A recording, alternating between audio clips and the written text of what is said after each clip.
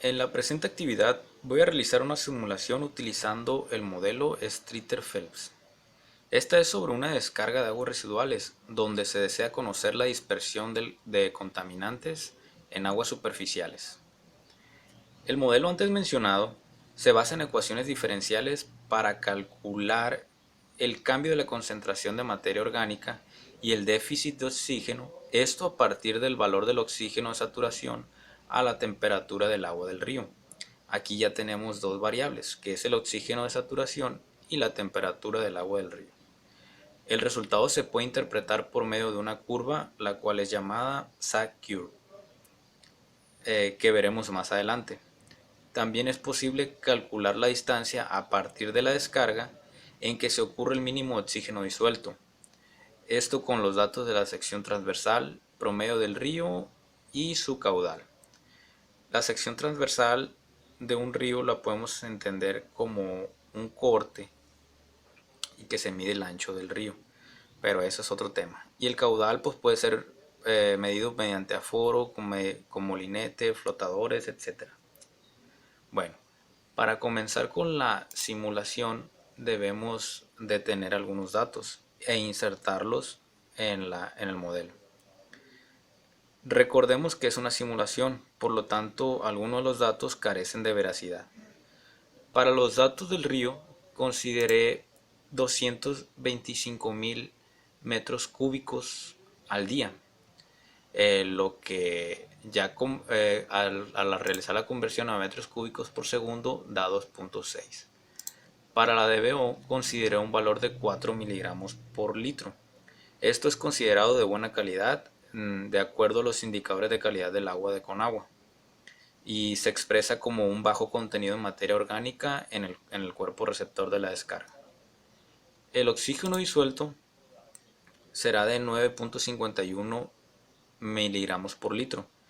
Este valor lo tomé del Sistema de Información de Calidad del Agua, de la misma Conagua, el cual es un promedio de los resultados correspondientes al río Culiacán en el año 2016. Para la temperatura y el área de la sección transversal, tomé como valores 28 y 14 metros cuadrados respectivamente. Para la información de la descarga, tengo un caudal de 28.000 metros cúbicos al día y al realizar la conversión da 0.32 metros cúbicos por segundo. Una DBO de 150 miligramos por litro. Esto es de acuerdo al promedio diario que se establece en la tabla 2 de la norma oficial 001 de la Semarnat en 1996 para cuerpos receptores considerados tipo B, uso público urbano. Un ejemplo de estos cuerpos receptores es el río Culiacán. Y tomé un valor de 1 miligramo por litro para oxígeno disuelto y una temperatura de 28 grados centígrados. Para la mezcla me basé en la tabla que nos hizo el favor de poner el docente aquí y son de valores usuales de las constantes utilizadas en el modelo de Streeter-Phelps.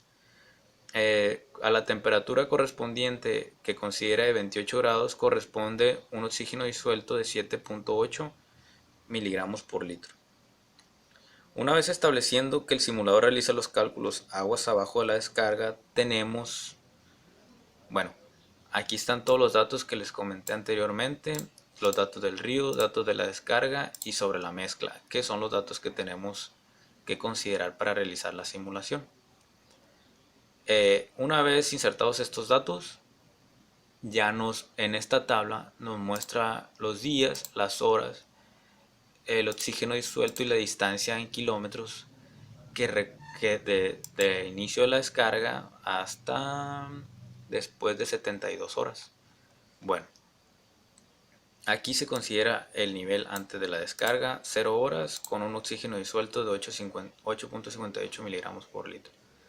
Como podemos apreciar, una vez transcurridas las horas, el oxígeno disuelto va disminuyendo.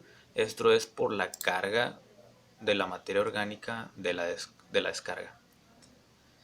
El tiempo transcurrido desde el punto de la descarga hasta la del punto crítico vemos que es de 38 horas y el valor mínimo es 1.91 miligramos por litro de oxígeno disuelto a una distancia de 28.53 kilómetros.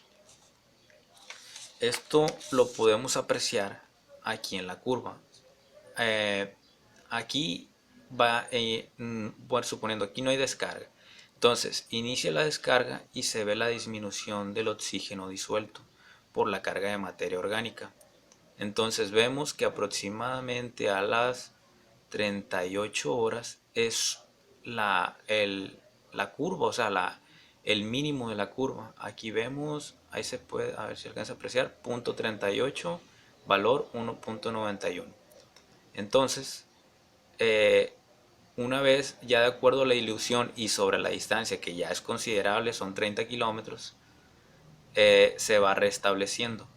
De acuerdo a los apuntes que nos dio el docente, podemos ver esta tabla y compararla. Por ejemplo, la zona libre de contaminación vendría siendo esta. Entonces aquí empieza la descarga, vamos a suponer que aquí tenemos el tubito este. Empieza la zona de descomposición debido a la carga de materia orgánica y la zona crítica. Esto es una zona crítica, la zona donde se tiene el mínimo de oxígeno disuelto, y la zona de recuperación que, pues de acuerdo a la tabla, va para arriba y probablemente pasen unas 120 horas antes de volver a su estado normal, a una zona libre ya de contaminación. Que tengamos el oxígeno disuelto a 1.91 significa la presencia de materia orgánica. Esta es degradada por las bacterias, lo cual provoca un abatimiento del oxígeno disuelto en el agua. Por eso su disminución, o sea, materia orgánica, abatimiento del oxígeno, procesos de las bacterias, mínimo de oxígeno disuelto. Esto provoca un olor a huevo podrido por la producción de ácido sulfídrico. Esto es debido a las condiciones sin oxígeno prevalecientes. Oxígeno disuelto quiere decir que no hay oxígeno. En la actividad de degradación de la materia orgánica y ante la falta de oxígeno disuelto en el agua, las bacterias utilizan el oxígeno de las sales disueltas como los sulfatos, generando así el ácido sulfídrico. El desprendimiento del ácido sulfídrico producido por la actividad bacteriana en condiciones anaerobias produce burbujas y un descenso en el valor del pH. Todo esto puede provocar mortandad de peces. Si vemos aquí, por ejemplo aquí dice 2 partes por millón, se ve la presencia de las bacterias y todo, y no hay presencia de peces. Esto